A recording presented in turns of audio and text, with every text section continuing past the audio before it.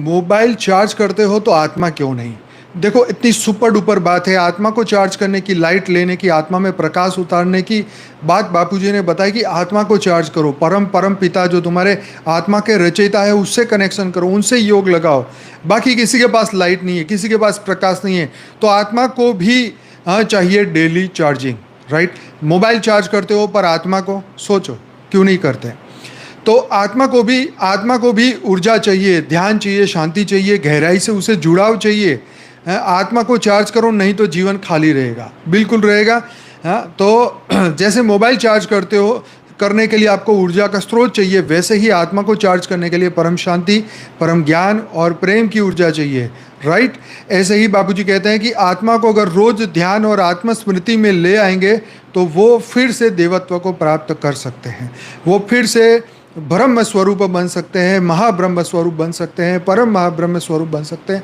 शिव महाशिव, परम महाशिव, परम परम महाशिव तुम ऑलरेडी हो, तुम्हारी आत्मा में ऑलरेडी सब कुछ है।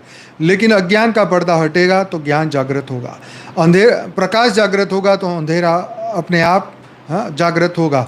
करोड़ों साल का अंधकार होगा, फिर भी एक सूर्य की किरण जो है, उस एक किरण से अंधकार खत्म हो सकता है। तो ऐसे ही अगर हम ध्यान लगाएं, योग करें, स्व परिवर्तन करें, मन को बदले, अंतःकरण को शुद्ध करें, तो डेफिनेटली हमारे अंदर वही पावर जागृत होगी, वही लाइट जागृत होगी जो हमारे अंदर ऑलरेडी थी। और वही आत्मा का प्रकाश, जैसे मैं हमेशा बोलता हूँ कि अनंत सूर्यों का प्रकाश हमारे भीतर है, वो जब जागृत होगा तो आप देखेंगे कि आपका मन, बुद्धि, संस्कार सब कुछ परिवर्तित हो जाएगा।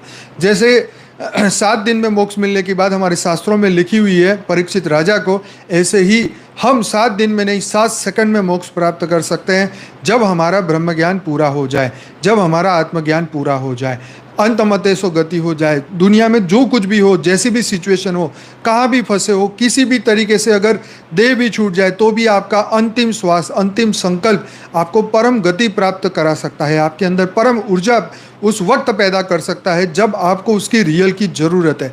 इसलिए प्रैक्टिस करो, अपने आप को चार्ज करो, डेली योग करो, ध्यान करो, अपनी ऊर्जा को बढ़ाओ, फालतू के व्यर्थ के विचारों को ख़त्म करो, संशय को छोड़ो। भगवान कृष्ण बोलते हैं कि संशयों को छोड़ो, और बादलों की भांति तुम छिन्न भिन्न नहीं होगे, 100% तुम्हारा कल्याण होगा, तुम ऊर्ध्व गति को जाओगे, तुम्हारी अधोगति नहीं होगी। भगवान कृष्ण ने गीता में कहा हुआ है कि जो मुझे याद करता है उसका कभी भी वो अधोगति में नहीं जाता। तो इसीलिए अपने आप को याद करो, अपने परमात्मा को याद करो, उनसे पावर लगाओ, उनसे योग लगाओ, उनसे आत्मा में पावर आएगी, वही आत्मा चार्ज होएगी।